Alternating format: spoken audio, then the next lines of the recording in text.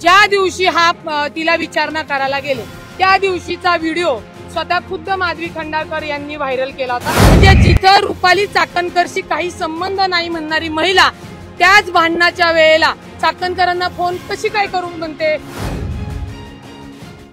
आता तुमच्या सगळ्या प्रश्नांची उत्तर मी खरंच देणार आहे, हातात राहू दे। आता ज्या दिवशी तिला विचारणा करायला गेले त्या दिवशीचा व्हिडिओ स्वतः खुद्द माधवी खंडाळकर यांनी व्हायरल केला होता, तो ऐका। ग्रुपवर शेअर करत आहे तो। एकच मिनिट, ब्लूटूथ बंद कर तुमचं। ब्लूटूथ वर कुणाचा फोन आहे?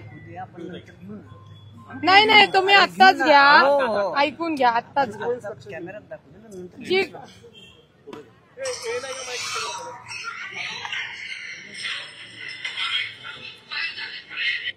चाकणकरांना फोन कर, रुपाली चाकणकरांना फोन कर। हा व्हिडिओ मी तुम्हाला पाठवते, हा तिच्याच अकाउंट वरनं डाउनलोड केल्यामुळे तुम्ही नीट ऐकला की लक्षात येईल। म्हणजे जिथं रुपाली चाकणकरशी काही संबंध नाही म्हणणारी महिला त्याच भांडणाच्या वेळेला चाकणकरांना फोन कशी काय करून म्हणते। बरं हे तर आता मी तिच्या घरात कॅमेरे लावलेले नाहीयेत, हा व्हिडिओ तिने तिच्या याच्यावर टाकला आणि तो मी फक्त घेतला आणि माझ्या वकिलीच्या यांनी तो त्या गोष्टी सगळ्या तुमच्या समोर।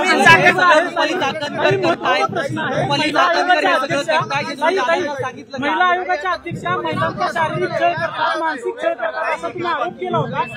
खरं तर याची चौकशी व्हायला पाहिजे होती, मात्र पक्ष तुम्हालाच नोटीस पाठवतो आणि कारणे दाखवा म्हणतो। अजिबात नाही, जी काय तुम्ही चुकताय। दादांनी सांगितलेलं आहे की त्या माधवी खंडाळकर पण तिथं आल्या होत्या।